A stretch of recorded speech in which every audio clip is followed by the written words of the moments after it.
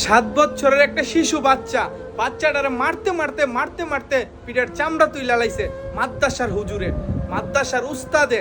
ভাই, আপনারা উস্তাদ, আপনারা হুজুর, ঠিক আছে, আপনারা বাচ্চাদেরকে শাসন করবেন, এটাও ঠিক আছে, কিন্তু শাসন করতে গিয়া এমন শাসন কইরা ফেলেন না এই শাসনের জন্য আপনাদেরও যেন ক্ষতি হয় এবং বাচ্চাদেরও যেন ক্ষতি হয়। এরকম শাসন আপনারা কইরেন না। আজকে আপনাদের মতন কিছু কিছু হুজুরের জন্য ম্যাক্সিমাম হুজুরের বদনাম হয়, ম্যাক্সিমাম মাদ্রাসার উস্তাদও বদনাম হয় আপনাদের মতন কিছু হুজুরের জন্য। আজকে 7 বছরের একটা বাচ্চার এইভাবে মারছে একটা হুজুরে, পুলিশে ওই হুজুরে গ্রেফতার করছে। আমি মনে করি এই গ্রেফতার করছে ভালো একটা কাজ করছে, কারণ আপনারে গ্রেফতার করছে আপনারে দেখা আরো কিছু উস্তাদরা বাচ্চা করে মারার আগে অন্তত চিন্তা করব, কিছু কিছু উস্তাদরা চিন্তা করব আমি আসলে কি করতেছি। 7 বছরের একটা শিশু বাচ্চা, ওই কি বুঝে? ওরে আপনারা মারতে মারতে পিঠের একটা ভয়ঙ্কর অবস্থা করে লাইছে।